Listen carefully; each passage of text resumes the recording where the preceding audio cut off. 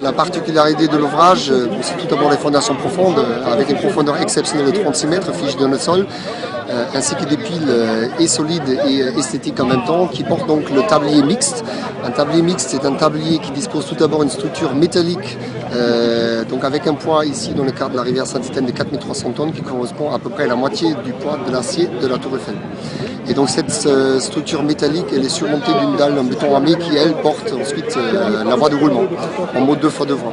Je ne souhaite pas me prononcer sur une malfaçon quelconque. Le pont n'a pas été conçu et construit avec des fondations profondes qui ont d'ailleurs provoqué sa ruine, en fait, c'est-à-dire en forte crue, en crue centennale, ici dans les grandes rivières de la Réunion.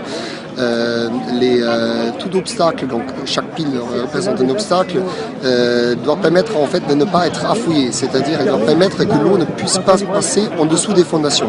Donc l'ancien pont a été fondé sur des fondations superficielles, donc ancrées à 3-4 mètres dans le lit de la rivière, et donc une grosse crue est donc tout à fait capable d'affouiller, c'est-à-dire d'enlever la matière solide sous les fondations, qui a donc provoqué le basculement d'une pile et avec ça ensuite l'effondrement du pont dans l'ensemble. Celui-ci est prévu pour durer combien d'années?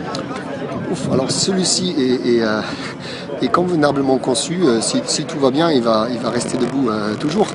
Donc d'un point de vue hypothèse des calculs, aujourd'hui on ne peut pas dépasser les 100 ans, mais sachez qu'aujourd'hui avec des fondations de 36 mètres de profondeur, il y a bien de l'eau qui peut couler encore dans la rivière et le pont va toujours tenir bon.